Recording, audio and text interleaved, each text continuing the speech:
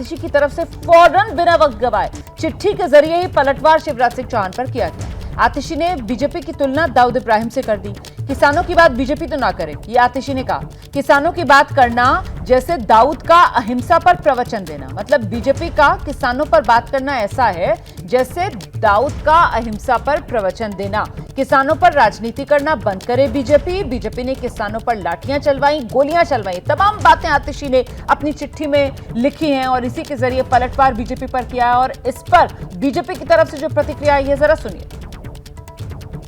केंद्रीय कृषि मंत्री शिवराज सिंह चौहान जी ने सीएम आतिशी को पत्र लिखा और ये चिंता जताई कि जो दिल्ली के किसान हैं वो कहीं ना कहीं उदासीन हैं, उनकी तरफ दिल्ली सरकार और खास तौर पर जो केजरीवाल सरकार है वो ध्यान नहीं देती आई है। इस पर क्या? पिछले 12 वर्षों में दिल्ली के किसानों के साथ सौतेला व्यवहार अरविंद केजरीवाल की सरकार ने किया है।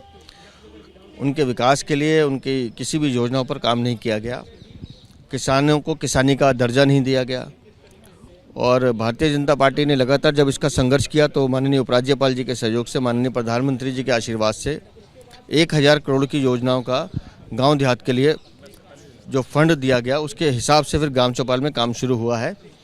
उनकी मोटेशन मंथ थी, वो भी भारतीय जनता पार्टी की सरकार के प्रयासों के बाद प्रारंभ हुई है। जो डीडीए से एनओसी लेनी पड़ती थी कनेक्शंस की, बिजली कनेक्शन की, वो भी हमने ख़त्म की है।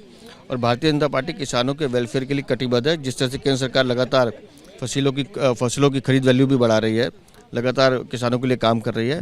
और दिल्ली के किसानों का तो इतना बुरा हाल है कि यहाँ उनको ट्रैक्टर लेने के लिए भी हरियाणा जाना पड़ता है, क्योंकि दिल्ली में 35% टैक्स लगाया जाता है। तो अरविंद केजरीवाल ने कभी भी किसानों की सुध नहीं ली, इसलिए शिवराज सिंह जो कह रहे हैं बिल्कुल ठीक कह रहे हैं। एबीपी गंगा, खबर आपकी, जुबान आपकी।